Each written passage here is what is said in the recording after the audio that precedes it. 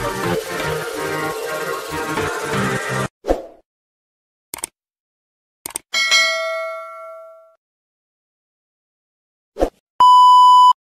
Nick dan Dennis Chatsman cari rumah sewa dekat London.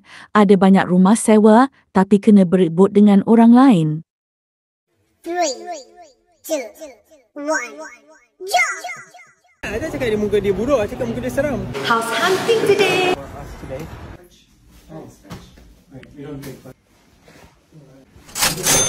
Okey kan rumah tadi? Okey lah sayang, nampak macam hotel. Rumah makcik tu seram dah lah, dia pun seram, owner dia muka seram. Jahat lah mulut kamu ni. Ada cakap dia muka dia buruk, cakap muka dia seram. Rumah yang seterusnya. The house looks nicer in person than... Dia ada garden. Ada pokok apa tengok? It's nicer than the house. Ini toilet dia. Besar juga biliknya pun. Wah, atas dia besarnya. Rumah nombor 3. Cantik kan? Dia memang baru.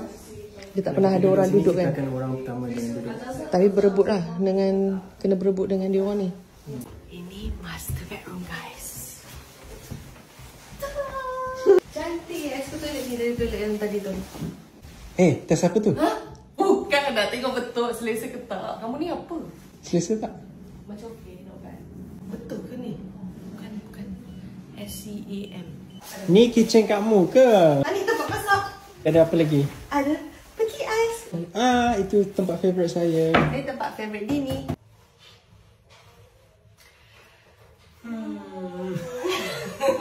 Kita orang nak rumah ni tapi kena berebut dengan orang. Susah tau nak rent kat sini.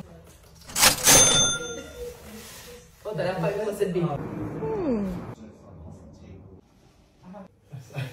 Interesting.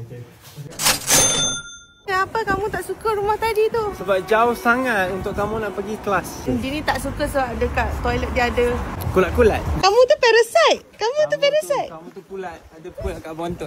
Cuma tak bagi. Yang ni yang paling dekat sekali dengan I punya kelas. Jalan 2 minit je. Ni rumah tu guys. Cantik kan? And I punya kelas kat situ je. Tengok tu. Pintu pun comel. It's a cute house. I like a cute house. Oh, cantik. Tu tingkap dia cantik. Kitchen dia kan. Kitchen dia dari sini you boleh tengok I pergi kelas. Situ. Toilet besar gila toilet dia. Ni sekarang nak naik master bedroom kan. Ni atas ni ada lagi satu toilet untuk master bedroom.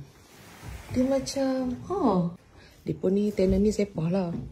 Tapi kita boleh cantikkan. Cantik kan rumah tadi? I suka.